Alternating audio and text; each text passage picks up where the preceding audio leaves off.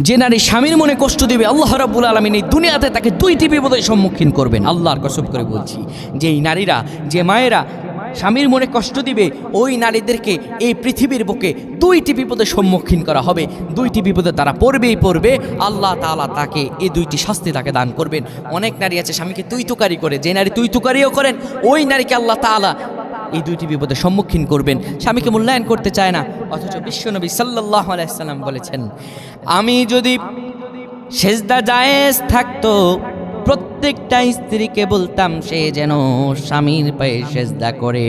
আরে স্বামী সারাদিন স্ত্রীর জন্য বাইরে বাইরে কাজ করে বেড়ায়, মাথার ঘাম পায়ে ফেলে, সূর্যের অগ্নিতাপে নিজের কষ্টগুলো বিসর্জন করে, আর ওই নারী স্বামীকে কষ্ট দেয়। কত বড় বোকা মূর্খ!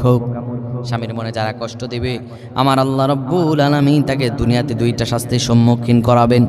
এক নাম্বার যে শাস্তি প্রদান করা হবে, সেই শাস্তিটা হলো ওই নারীর জীবন থেকে সব বরকত উঠে যাবে।